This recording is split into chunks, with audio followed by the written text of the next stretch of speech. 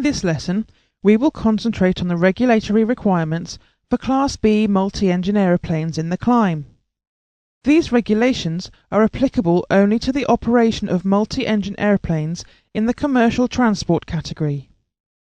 The takeoff climb requirements for Class B multi-engine aeroplanes are contained in JAR Ops 1.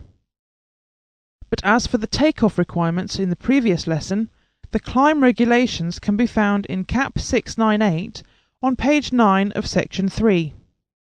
There are two main regulatory requirements which must be satisfied for multi-engine Class B aeroplanes. Firstly, the aeroplane must demonstrate that it can clear all obstacles within the takeoff climb path, and secondly, that it can achieve and maintain the minimum regulatory climb gradients.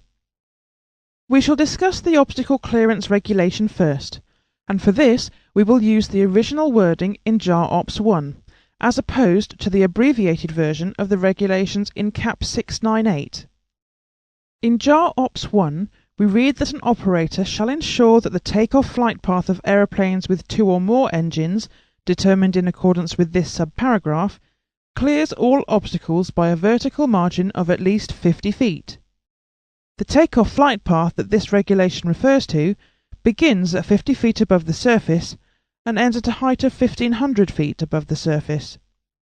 However, there are several conditions that must be considered when complying with the 50 feet vertical clearance requirement.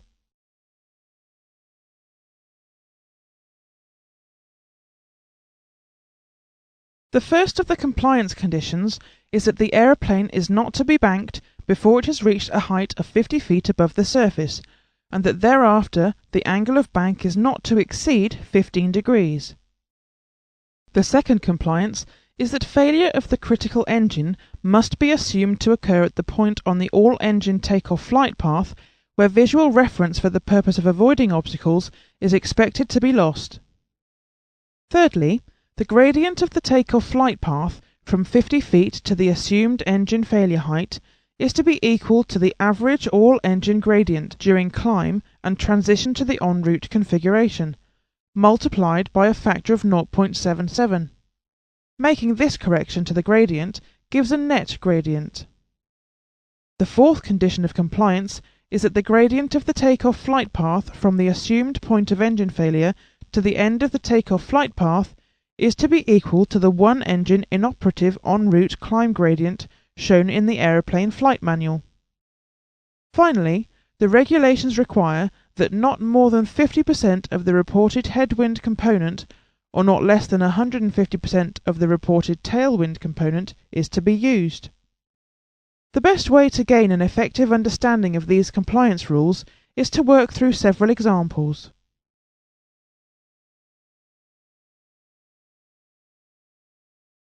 Before we look at the compliance issues, let us examine how to calculate whether a pilot will achieve the required obstacle clearance of 50 feet.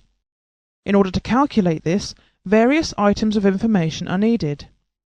Shown on screen is an example aeroplane at the 50 feet screen height, with a representative obstacle of 750 feet above ground level and 9,000 feet away from the aeroplane.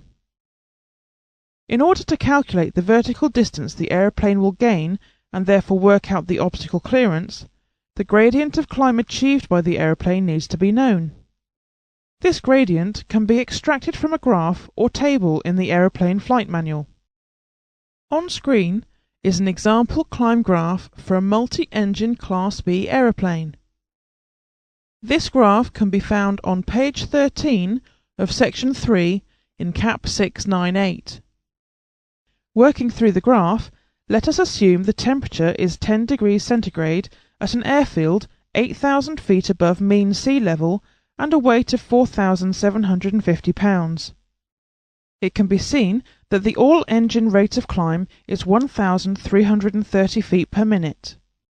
This equates to an approximate climb gradient of 12%. This is the gross gradient. JAR Ops states in the obstacle clearance compliance rules that the all-engine gradient must be factored by 0.77 to produce the net gradient. Multiplying 12% by 0.77 produces a net climb gradient of 9.24%. The gradient should also be corrected for wind by applying 50% of any headwind component and 150% of any tailwind component. But for simplicity, here we shall assume a zero wind condition. Using a climb gradient of 9.24% would mean that the aeroplane would gain a height of 832 feet in a horizontal distance of 9,000 feet. But the aeroplane's total height above the ground will be 882 feet, because the aeroplane is already at 50 feet. In this example, the aeroplane will clear the obstacle by 132 feet, which is well above the minimum clearance of 50 feet.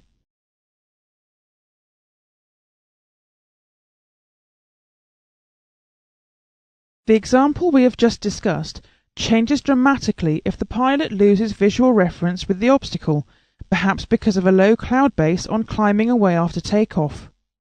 You may recall that one of the compliance conditions requires that failure of the critical engine should occur at the point on the takeoff flight path where visual reference for the purpose of avoiding obstacles may be expected to be lost.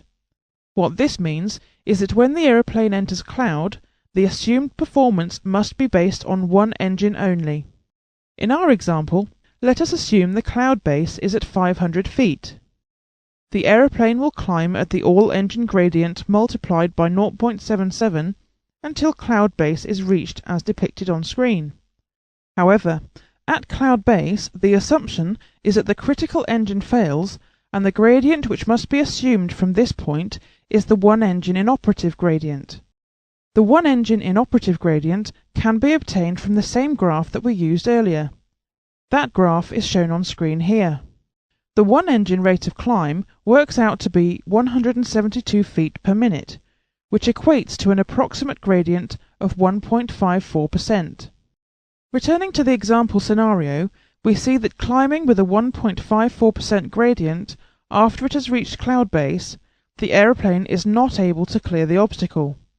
So in this case, during the flight planning stage, the pilot may have considered reducing the mass of the aeroplane in order to increase the climb performance.